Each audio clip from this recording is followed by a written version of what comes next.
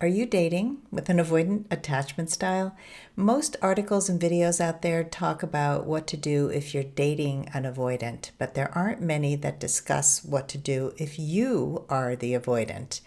In today's video, I'm going to share what to do if you're a person who tends to avoid intimacy or gets scared when somebody gets too close when you're dating or in a relationship. What is avoidant attachment? Let's begin with that. Well, if you grew up in a home with parents who were very rigid and emotionally distant, maybe they were really busy, they didn't allow your feelings to be expressed, and they left you alone to deal with all those feelings, especially the hard ones, you probably developed an avoidant attachment style. This is one of the insecure attachment styles that are defined by psychologists. As an adult, you may appear confident and self-sufficient, but in relationships, it is very difficult for you to get really close to a partner. And that makes it challenging both for you and your partner to develop a healthy and intimate relationship. So how do you work with your avoidant attachment style when you're dating? Number one, be aware when you begin to create distance in a relationship. It's very natural to start to distance yourself when you start to get scared. So just the awareness is the first step. Number two, discover a pace that works for you.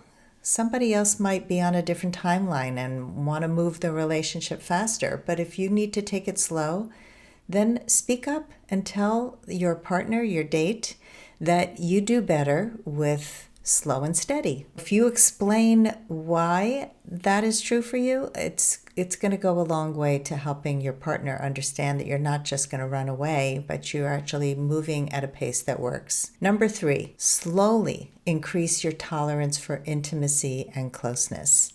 And what that means is take step by step, move a little closer, open up a little bit more, be a little bit more vulnerable, and know that you're not going to fall apart if you get a little bit nervous. Number four, take some space. When you get overwhelmed, when you feel like it's too much, just take some space for yourself. But be sure to tell your partner when that space is going to end. The problem with space, and I've done videos on this and I will link to them in the comments, is that many people take space and don't come back, or they take 2 days or a week. And that's not space, that's just ghosting or distancing to the point where you make the other person really anxious.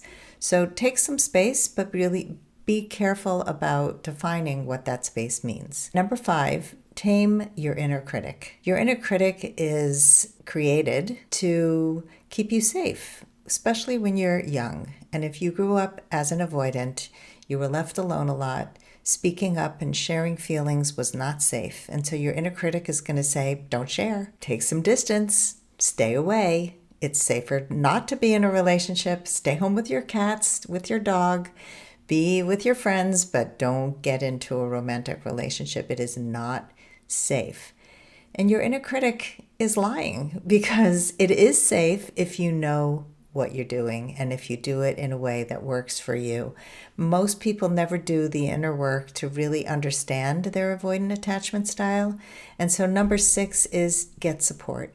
Whether you're going to hire a therapist who's going to help you with this, or you work with me, I love helping people work through their insecure attachment styles so that they can have healthy, intimate, close relationships and less likely to run away when you have any sign of intimacy. So if you do have an avoidant attachment style, I would love to talk to you. Just set up a session with me. Go to lastfirstdate.com/application and let's talk about how coaching can help you have the relationship that you desire and deserve.